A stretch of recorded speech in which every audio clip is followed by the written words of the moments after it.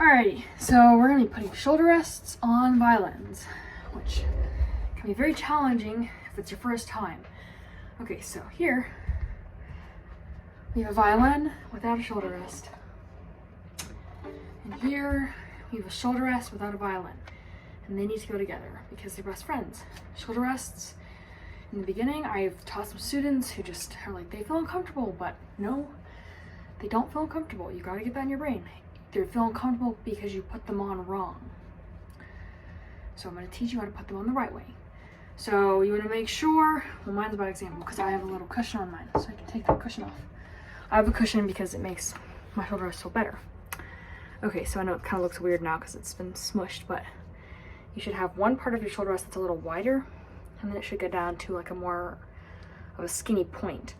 And there's two ways you can remember this. Obviously we know that on our violin we have the E string, right? And if you look at it, you can tell the E string is the skinniest and the smallest. And on the other side, we have the G string. And the G string is the biggest one because it's the lowest, has the lowest tone.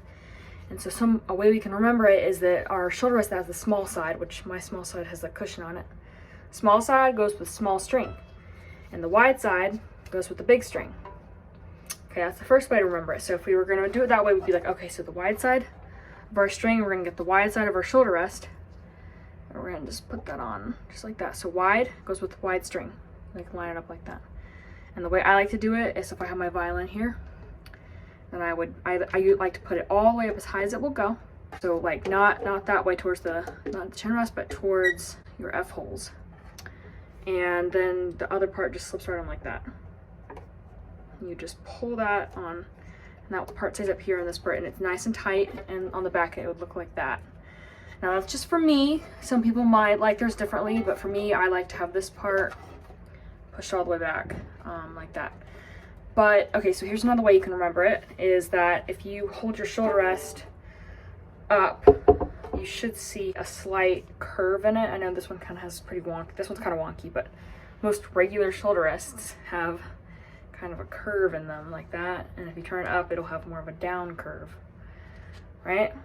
But if we put our shoulder rest on, remember that goes with the wide string. Put our shoulder rest on, a way we can tell is that the shoulder rest should be smiling. Now mine's bad. I know it depends on the shoulder rest. My shoulder rest doesn't really work well with this, but I had a teacher who was like, your shoulder rest should be smiling, kind of like a smiling arc. Whereas if you put it on the wrong way, that's kind of hard to do, actually. Oof. Put it on the wrong way, it'll have more of like a frowny. Can you see? I can see like the more of the frown. So it's a sad shoulder rest, and then we want a happy shoulder rest. Happy shoulder rests are smiling, and sad ones are frowning. So there's two ways to remember how to put your shoulder rest on.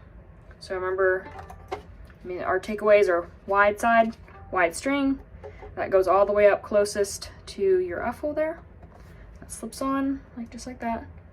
Then you're gonna just slide the other part right on and pull it tight until it fits just like that. So thanks for watching, and I hope that helped you. If you have any more questions, you guys can always email me about your questions, and I can help you get your shoulder rest put on, because I know that can be really challenging in the beginning.